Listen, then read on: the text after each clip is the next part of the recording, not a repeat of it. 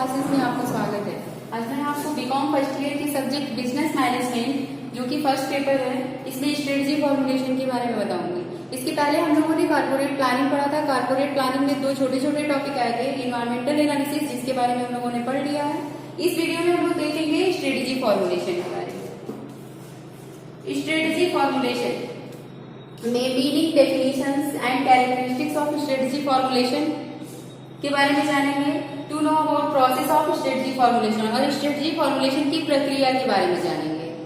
तो चलिए देखते हैं कि स्ट्रेटजी फॉर्मुलेशन क्या होता है। Strategy formulation is the process by which an organization chooses the most appropriate course of action to achieve its defined goal. जो स्ट्रेटजी फॉर्मुलेशन है, यहाँ आपको दिख रहा होगा कि इसमें दो वर्ड है, स्ट्रेटजी और फॉर्मुलेशन। स्ट्रेटजी का मतलब होता है कार्यनीति कह सकते हैं, इसको व्यूहरचना कह सकते हैं, या आप इसको मोर्चाबंदी कह सकते हैं। तो ये सारे वर्ड आप लोगों ने युद्ध से रिलेटेड सुना होगा, टीवी में या कहीं भी सीरियल में आप लोगों ने देखा होगा कि ये वर्ड युद्ध के लिए यूज किया जाता है। लेकिन आज इस वर्ड को व्यवसाय में भी यूज किया जाता है। तो व्यवसाय में किससे रिलेटेड ये वर्ड है, इसके बारे में हम जानेंगे कि व्यवसाय में स्ट्रेटेजी क्या होता है। अपने कंपटीटर को, जिस प्रकार युद्ध में ये अपने जो प्रतिद्वंदी थे उनको हराने के लिए स्ट्रेटेजी बनाते थे, तो उसी तरह बिजनेस में अपने कंपटीटर को, अपने प्रतिद्वंदी को, बिजनेस में जो प्रतिद्वंदी है उनको हराने के लिए स्ट्रेटेजी बनाया जाता है, स्ट्रेटेजी का निर्माण किया जाता है। तो उसी स्ट्रेटजी के बारे में हम जानेंगे कि वो स्ट्रेटजी फॉर्मुलेट कैसे किया जाता है, कैसे बनाया जाता है वो स्ट्रेटजी। तो strategy formulation is a process. सबसे पहले चीज हम देखते हैं ये क्या है। स्ट्रेटजी फॉर्मुलेशन एक प्रक्रिया है।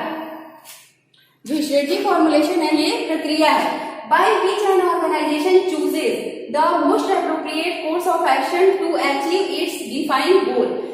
यह एक प्रकार की प्रक्रिया है जिसके द्वारा हम क्या करते हैं, जिसके द्वारा ऑर्गेनाइजेशन क्या करता है, चूज करता है जो मोस्ट एप्रोप्रिएट होते हैं, जो सबसे उपयुक्त कोर्स ऑफ एक्शन यानी गतिविधि, जो सबसे उपयुक्त गतिविधि होती है या कार्य होता है, उसको चुना जाता है इस प्रक्रिया के द्वारा, स्ट्रेटजी फॉर्मुलेशन के द्वारा। क्या करने के लिए, गोल तक, डिफाइन गोल, जो ऑर्गेनाइजेशन का डिफाइन गोल है, गोल जो डिफाइन किया गया है, जिस उद्देश्य को परिभाषित किया गया है, उस तक पहुंचने के लिए ये क्या करता है, और स्ट्रेटजी फॉर्मुलेशन हेल्प करता है। तो इस तरह से हम कह सकते हैं, आप हिंदी में भी इसका डेफिनेशन लिख सकते हैं कि जो व्यूह रचना निर्माण एक प्रक्रिया है जिसके द्वारा हम एक ऑर्गेनाइजेशन अपने लक्ष्य तक पहुंचने के लिए सबसे उपयुक्त गतिविधि का चुनाव करता है। This process is essential to an organization success. यह प्रोसेस बहुत ही आवश्यक है किसी भी ऑर्गेनाइजेशन के सक्सेस के लिए। क्यों आवश्यक है, एक एग्जांपल से समझते हैं कि आपका कोई भी संस्था अगर मार्केट में अपना आधिपत्य जमाना चाहती है या जमा रही है अपना आधिपत्य, वो कस्टमर को फ्री सैंपल दे रही है, बोनस दे रही है, गिफ्ट दे रही है, तो इस तरह से बहुत सारी चीजें वो क्या करे, कस्टमर को दे रही है, जिससे उसके तरफ कस्टमर आकर्षित हो रहा है। तो उसका प्रोडक्ट क्या होगा, डेफिनेटली ज्यादा सेल होगा, और उसी का जो सब्स्टिट्यूट है या दूसरे जो कंपटीटर है उसके, वो क्या होंगे, पीछे जाएंगे उससे। तो दूसरा ऑर्गेनाइजेशन क्या करेगा, उसकी गतिविधियों को ध्यान में रखते हुए स्ट्रेटजी बनाएगा, कार्यनीति अपना बनाएगा कि हम उससे आगे कैसे जाएं। तो यही है स्ट्रेटजी फॉर्मुलेशन। तो हम देखेंगे, because it provides a framework for the action that will lead to the anticipated result. ये क्या करता है, यह क्या करता है, framework for the action it provide, यह प्रोवाइड कराता है क्या, फ्रेमवर्क, एक फ्रेमवर्क या एक ब्लूप्रिंट प्रोवाइड कराता है, किसके लिए, कार्य को करने के लिए। जैसे हम प्लानिंग करते हैं, तो प्लानिंग में हम क्या करते हैं, ये भी एक तरह का प्लानिंग है, स्ट्रेटजी फॉर्मुलेशन एक तरह का प्लान है, लेकिन ये क्या है, कैसा, कॉम्प्रिहेंसिव प्लान है। इसमें हम क्या करते हैं, इसमें एक ब्रॉड इम्प्लीमेंटेड प्लान बनाते हैं, सुधार किया हुआ प्लान, एक रणनीति बनाते हैं, जिसके द्वारा हम एक विशेष तरह की योजना बनाते हैं, विशेष प्लान बनाते हैं, जिसके थ्रू हम क्या कर सकते हैं, ऑर्गेनाइजेशन के ऑब्जेक्टिव को पूरा करते हैं। देखेंगे उसी स्ट्रेटजी फॉर्मुलेशन को यहाँ डिफाइन कर एक बार और डिफाइन किया गया है। Development of long range plan for the effective management of environmental opportunity and threats in light of corporate strength and weaknesses. ये क्या है, एक लॉन्ग टर्म प्लान है या लॉन्ग रेंज प्लान है। किसके लिए? For the effective management. किसके लिए? फॉर इफेक्टिव मैनेजमेंट, प्रभावशाली प्रबंध के लिए। यह लॉन्ग टर्म एक प्लान है जिसको प्रबंध को प्रभावशाली बनाने के लिए किया जाता है। इसमें क्या होता है, इसमें दो चीजें, इंटरनल और एक्सटर्नल फैक्टर होते हैं जिनका एनालिसिस करने के बाद ही क्या बनाया जाता है, स्ट्रेटेजी फॉर्मुलेट किया जाता है। एक्सटर्नल फैक्टर में आ जाएंगे अपॉर्चुनिटी एंड थ्रेट्स और इंटरनल में आ जाएंगे स्ट्रेंथ एंड वीकनेसेस। तो इनका एनालिसिस करने के बाद ही हम क्या करते हैं, स्ट्रेटजी बनाते हैं। यह स्ट्रेटजी कंपोज होता है mission, objective, strategy and policy से।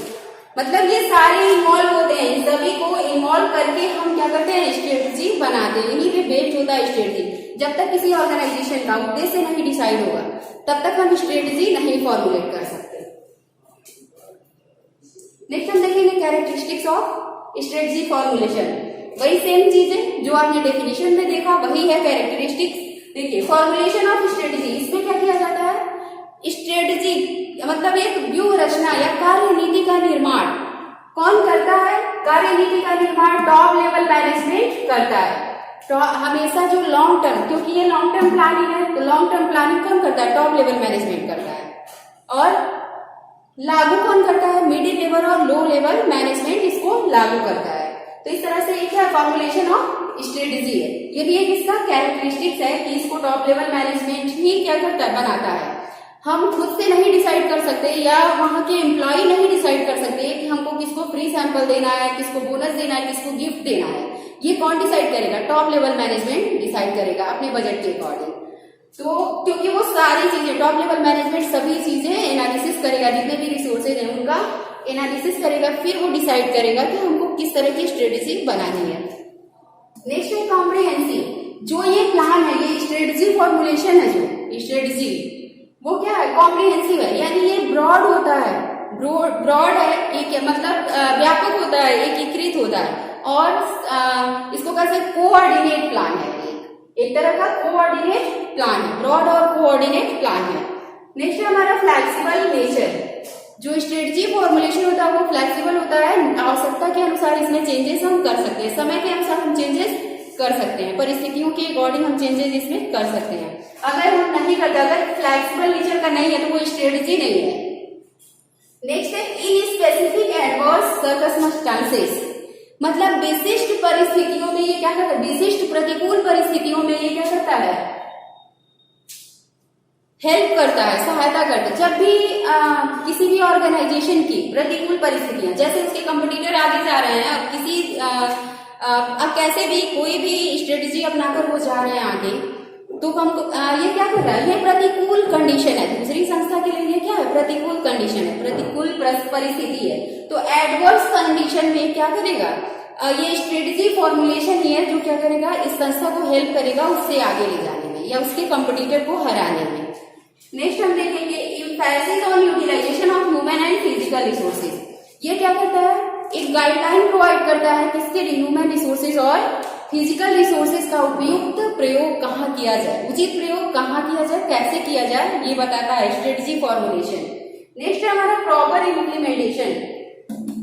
जो स्ट्रेटजी फॉर्मुलेशन है वो क्या, वो स्ट्रेटजी हम बना के अगर छोड़ देते हैं, किसी भी ऑर्गेनाइजेशन में अगर स्ट्रेटजी बना के छोड़ दिया जाता है और उसको जैसे तैसे चलने दिया जाता है, तो वो स्ट्रेटजी जरूरी नहीं है कि वो ऑब्जेक्टिव पूरा हो जाए। उसमें इम्प्लीमेंटेशन यानी समय समय पर परिस्थितियों के अकॉर्डिंग, आवश्यकता के अनुसार या परिस्थिति के अनुसार उसमें चेंजेस करना, सुधार करना बहुत ही आवश्यक है। जब तक हम उसमें इम्प्लीमेंटेशन नहीं करेंगे तब तक वो स्ट्रेटजी हर परिस्थिति में काम नहीं कर सकता। इस तरह से नेक्स्ट है हमारा लॉन्ग टर्म प्लानिंग। ये पहले ही मैंने बताया आपको कि ये लॉन्ग टर्म प्लानिंग है, टॉप लेवल मैनेजमेंट द्वारा बनाया जाता है। ये लॉन्ग टर्म प्लानिंग है, ये दूरगामी मतलब सोचता है, दूर की सोचता है। नेक्स्ट है फॉरवर्ड लुकिंग, वही सेम चीज है, फॉरवर्ड लुकिंग यानी दूर के बारे में सोचता है, मतलब फ्यूचर के बारे में सोचता है, आगे की तरफ देखता है ना कि पीछे की तरफ। कैसे आगे की तरफ देखता है, ये नई परिस्थितियों को हमेशा, नई परिस्थितियों को कैसे हम एडॉप्ट करें, कैसे कोई ऑर्गेनाइजेशन नई परिस्थितियों को एडॉप्ट करे, ये स्ट्रेटेजी फॉर्मुलेशन के द्वारा ही वो क्या करता है, एडॉप्ट कर पाता है। स्ट्रेटेजी में आप एक चीज और जानिए कि kinds of strategy, kinds of strategy में दो तरह के काइंड्स होते हैं स्ट्रेटेजी फॉर्मुलेशन के, इंटरनल और एक्सटर्नल। इंटरनल में क्या होता है कि अगर हमारे ऑर्गेनाइजेशन में किसी भी एम्प्लॉई का रिक्रूटमेंट करना है, सिलेक्शन करना है, उनकी मतलब उनका वो छटाई करना है, तो हम क्या करेंगे, इससे प्रतिकूल परिस्थितियां पैदा, नया हम यंत्र लगाते हैं या यंत्रों का आधुनिकीकरण करते हैं, तो क्या होगा, प्रतिकूल परिस्थिति पैदा होगी। इससे कई सारे मैनेजर, कई सारे वर्कर, कई सारे एम्प्लॉयज को क्या होगा, असंतुष्टि होगी उस चीज से, लेकिन एक स्ट्रेटेजी के द्वारा उनको संतुष्ट किया जा सकता है। इसी स्ट्रेटेजी फॉर्मुलेशन ही है एक ऐसा फैक्टर जिसके द्वारा हम क्या कर सकते हैं, उनकी असंतुष्टि को दूर कर सकते हैं स्ट्रेटेजी के द्वारा। तो इस तरह से हम देखिए ये रहा हमारा characteristics of strategy formulation. Next हम आते हैं process of strategy formulation. Process of strategy formulation, आप देखते होंगे जो प्रक्रिया होती है कई चरणों में, किसी के द्वारा बताया गया है 7 चरणों में, किसी के द्वारा 5 चरणों में, किसी के द्वारा 8 चरणों में। तो इस तरह से ऐसा नहीं है कि किसी का गलत है या किसी का सही है, ये क्यों इस तरह से दिया होता है, इसका एक रीजन है। आप चाहें तो ये आपको यहाँ देख रहे होंगे मिशन, ऑब्जेक्टिव एंड टारगेट, दूसरा environmental scaling, internal external industry, strategy formulation, strategy for, अगर ये चीज इनको एक में किया जा सकता, इनको अलग अलग भी किया जा सकता है, एक्सटर्नल को अलग, इंटरनल को अलग, इनको डिवाइड कर दिया गया तो ये 2 भाग बन गए। तो इस तरह से आप कंफ्यूज मत होइएगा, हम स्टेप आपको दिखाते हैं कि स्ट्रेटेजी फॉर्मुलेशन में मेनली जो इन्वॉल्व है वो 4 इंपॉर्टेंट स्टेप हैं, जो मेनली इन्वॉल्व है 4 स्टेप हैं, इंपॉर्टेंट स्टेप, जिनके द्वारा हम एक अच्छी स्ट्रेटेजी फॉर्मुलेट कर सकते हैं, एक अच्छी रणनीति बना सकते हैं। वो ये है, देखिए पहला स्टेप है determination of mission and objective, determination of mission and objective, यानी सबसे पहले जो हमारे ऑर्गेनाइजेशन का उद्देश्य है, ऑब्जेक्टिव है, उसको निर्धारित करें। यानी हमारे ऑर्गेनाइजेशन का क्या उद्देश्य है, किसी प्रोडक्ट में सुधार करना या कस्टमर को ज्यादा से ज्यादा आकर्षित करना हो, या सेल्स बढ़ाना हो सकता है, या शेयर्स बढ़ाना हो सकता है, तो कुछ भी हो सकता है ऑब्जेक्टिव किसी ऑर्गेनाइजेशन का। सबसे पहले हम ऑब्जेक्टिव का निर्धारण करेंगे। नेक्स्ट है हमारा analysis of strength and weaknesses of work. क्या करेंगे हम, इंटरनल जो फैक्टर है उनका एनालिसिस करेंगे, जो भी हमारे ऑर्गेनाइजेशन या फर्म के इंटरनल, ये स्ट्रेंथ और वीकनेस क्या है, इंटरनल फैक्टर है। इन इंटरनल इन्वायरमेंट का एनालिसिस करेंगे कि हमारी शक्तियां क्या है, हमारी कमजोरियां क्या है। क्या हम अगर कस्टमर को अपने कंपटीटर से ज्यादा फ्री सैंपल देते हैं या ज्यादा गिफ्ट देते हैं, ज्यादा कॉस्टली गिफ्ट देते हैं, तो हमारे इनकम पे क्या असर पड़ेगा, हमारे बजट पे क्या असर पड़ेगा। तो इस तरह से हम क्या करेंगे, एनालिसिस करेंगे स्ट्रेंथ एंड वीकनेसेस का, जो भी वीकनेसेस हैं, कि अगर कंपटीटर को बीट करना है तो क्या हो सकता है कि हमारे यहाँ ऑब्सोलेट टेक्नोलॉजी हो या ऑब्सोलेट फैसिलिटीज हो, मतलब पुरानी फैसिलिटी हो, पुरानी टेक्नोलॉजी हो, तो इस तरह से हो सकता है। तो ये हमारी फर्म की क्या है, वीकनेस है। तो इस नेक्स्ट हम देखेंगे, इनका एनालिसिस करने के बाद इन दोनों को एक ही टॉपिक हम लिख सकते हैं, इन्वायरमेंटल एनालिसिस। ये दोनों क्या है, इन्वायरमेंटल एनालिसिस। नेक्स्ट है हमारा इन्वायरमेंटल एनालिसिस में ये जो एक्सटर्नल फैक्टर है वो क्या है, अपॉर्चुनिटी एंड थ्रेट्स। ये एक्सटर्नल फैक्टर है, इनका भी एनालिसिस करेंगे कि क्या अवसर आ रहा है मार्केट में, कोई ऐसी परिस्थिति आ गई कि हमारे कंपटीटर का प्रोडक्ट नहीं बिकेगा, उस टाइम हमारे प्रोडक्ट की ज्यादा मांग है, ज्यादा डिमांड है। जैसे अगर वहां के कस्टमर का इनकम बढ़ गया और जिसकी वजह से एक छोटा सा यहाँ पे विरोधाभास आ जाएगा, गिफ्ट एंड गुड्स, तो उसके बारे में मैं इकोनॉमिक्स में बताऊंगी। तो इस कंडीशन में क्या होगा, इसका प्रोडक्ट ज्यादा बिकेगा, जो दूसरा कंपटीटर है उसका प्रोडक्ट ज्यादा बिकेगा, तो परिस्थितियों के अकॉर्डिंग ही क्या होगा, बदलाव आएगा। इस तरह से हम इन सबका अपॉर्चुनिटी, अवसर का लाभ उठाएं और कठिनाइयों का सामना करें। कैसे करें, ये स्ट्रेटजी फॉर्मुलेशन में क्या करना होगा, इसका एनालिसिस करना होगा कि क्या क्या अवसर आ सकते हैं, क्या क्या कठिनाइयां आ सकती है। नेक्स्ट जस्ट उसके बाद हम क्या करेंगे, generation of alternative strategy and choosing the most appropriate strategy. अब हम क्या करेंगे, जनरेट करेंगे स्ट्रेटजी, जनरेट करेंगे बहुत सारे स्ट्रेटजी के विकल्प, अल्टरनेटिव्स, बहुत सारे स्ट्रेटजी के विकल्प कि हम ये स्ट्रेटजी बना सकते हैं अपने कंपटीटर को हराने के लिए, हम दूसरी स्ट्रेटजी भी बना सकते हैं अपने कंपटीटर को हराने के लिए। और जैसा कि कोई भी प्लानिंग बनता है तो हम क्या करते हैं, उन सभी बहुत सारे हमारे पास विकल्प होते हैं। तो स्ट्रेटजी फॉर्मुलेशन भी एक तरह का प्लानिंग है, कॉर्पोरेट प्लानिंग है। तो हम इसमें क्या करेंगे, बहुत सारे अल्टरनेटिव होंगे और उन अल्टरनेटिव में से हम क्या करेंगे, किसी एक का, चूजिंग द मोस्ट एप्रोप्रिएट, जो सबसे उपयुक्त होगा उसका क्या करेंगे, सबसे उपयुक्त स्ट्रेटजी होगा उसका हम चुनाव करेंगे।